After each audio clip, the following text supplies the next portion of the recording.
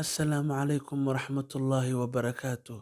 Tani waa qaybtii afaraad taxanaheennii xiisaha badnaa ee reer Soomaal iyo martidii qorismariska ahayd. Si aad qaybtan ula qabsatid, haddii ay qaybihii hore ku dhaafeen, ka daawo halka hoose ee kommentiga. Inta aan bilaabin, fadlan muuqaalkan like saar, kuna soo biir kanaalkeena Xogbaahiye adigoo subscribe taabanaya. Qaybtii saddexaad waxay inoo maraysay martidii oo ku adkaystay in ay joogayaan deegaanka dalsan. Odayaashii ayaa hadalka qaatay oo waxa ay dhaheen, oo miyaydan dhul lahayn, ileen waad ogtihiin in halkan ay dad leeyihiin. Martidii waxay ku jawaabtay, dhulkan inta aad degan tihiin ayaad leedihiin, inta soo hartayna bil'aadankoo dhan buu ka dhexeeyaa. Dhulkiinana intiisa badan waa bannaan yahay, meelaha bannaan ayaan annagu degaynaa. Odayaashii waxay ku jawaabeen, dhulkan inta bannaan annagay inoo bannaan tahay, ee idinka idinma bannaana. Weligeen sidaa u tiro yaraan mayno, oo insha Allah waynu badan doonaa. Marka carruurteennu waxay u baahan doonaan dhulkan inaga bannaan. Martidii waxay ku jawaabeen, nimanyahow, dhulkan in aynu degno waxaan uga nimid meel aad iyo aad u fog. Ujeeddadeennuna ma ahan in aan weligeen degayno. Hadda idiinma sheegi karno muddada aan halkan deganaanayno. Laba arrimood midkood soo gala: in aan wanaag dhulkan idinkula deganaano, iyo in aan xumaan idinkula deganaano.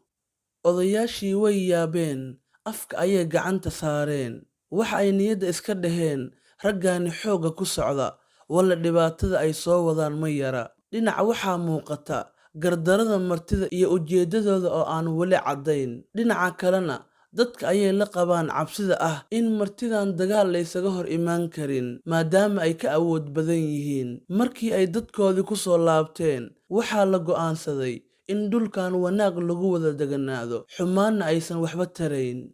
Laakiin shuruud ayaa la hor dhigay. Dabadeed waxay ku soo laabteen meeshii ay martidu joogtay.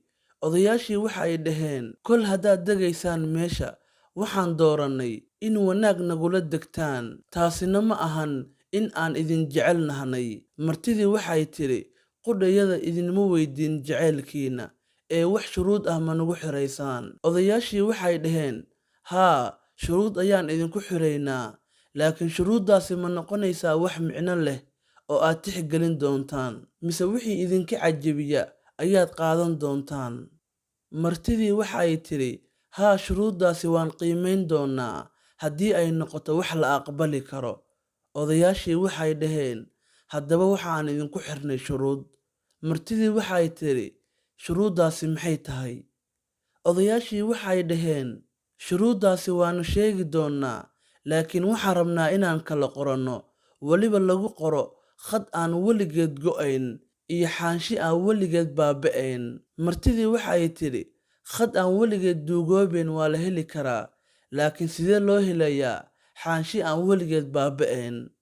Odayaashii waxay dhaheen, xaanshi aan weligeed duugoobayn annagaa hayna, oo waa haragga xoolaha oo la midgiyey. Martidii waxay tidhi, waannu idinka aqbalnay, qofkii heshiiskan qori lahaana waa inoo diyaar, ee shuruudda aad wadataan soo daaya. Odayaashii waxay dhaheen, 4 shardi ayaan wadanaa. 4taasna waxay kala yihiin: inta aad nala degan tihiin, waxa aad tihiin martideenna, ee ma tihidiin muwaadiniin dhulkan dalsan ka tirsan.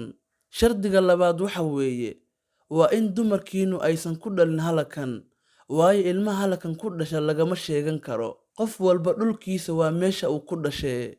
Shardiga saddexaad waxa weeye, waa in aad naga guurtaan goor allaale goortaan annagu rabno. Shardiga afaraadna waxa weeye, waa inaydan faraha la soo galin qaabka aan u noolnahay, haddii ay tahay dhaqan, diin, iyo daryeelka dhirta iyo xoolaha. Qaybta dambe ee 5aad ayaan ku arki doonaa jawaabta martidan, shuruuddan in ay aqbaleen iyo in ay diideen. Si aad qaybaha dambe ula socotaan, fadlan kanaalkan subscribe saar, muuqaalkana like saar. Wassalaamu calaykum waraxmatullaahi tacaala wabarakaatuh.